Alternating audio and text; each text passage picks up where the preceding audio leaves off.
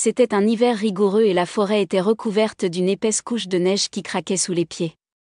Le lapin, le ventre vide et les pattes tremblantes de froid, secouait ses oreilles et s'habillait bien d'une épaisse écharpe qu'il avait reçue de ses amis l'année dernière.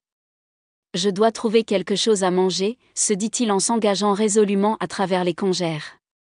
Il fouilla patiemment sous la couche blanche et froide jusqu'à ce qu'il tombe enfin sur un bouquet de carottes oranges, cachées comme des trésors sous la neige. « Quelle chance j'ai !» s'exclama-t-il joyeusement, en commençant à grignoter avec enthousiasme.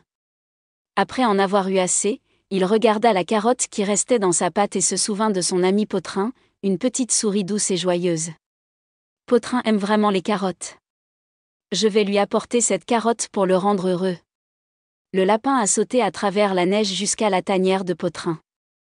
Voyant que son ami n'était pas à la maison, il laissa la carotte devant la porte, puis retourna joyeusement dans son antre.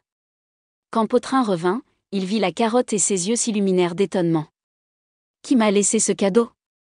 Peut-être Madame Serbe, qui prend toujours soin de moi. » Sans réfléchir, Potrin prit la carotte et se rendit chez Madame Serbe. Il laissa soigneusement la carotte devant la porte et partit en souriant. Plus tard, lorsque Madame Serbe trouva la carotte, elle pensa à Monsieur Lapin. « Pauvre lapin, il doit avoir faim dans ce froid. Je vais lui apporter la carotte pour qu'il puisse aussi avoir quelque chose à manger. » Ainsi, la carotte a parcouru la forêt, arrivant aux portes d'amis qui pensaient toujours les uns aux autres. Finalement, il se tourna vers Lapin, qui rit de bon cœur lorsqu'il réalisa ce qui s'était passé. « Quel merveilleux ami j'ai !» s'exclama-t-il en serrant la carotte contre sa poitrine. Et ainsi, au milieu de l'hiver rigoureux, la chaleur de l'amitié a gardé tout le monde à l'abri du froid. Les vrais amis s'entraident toujours, même à travers les plus petits gestes. Fin.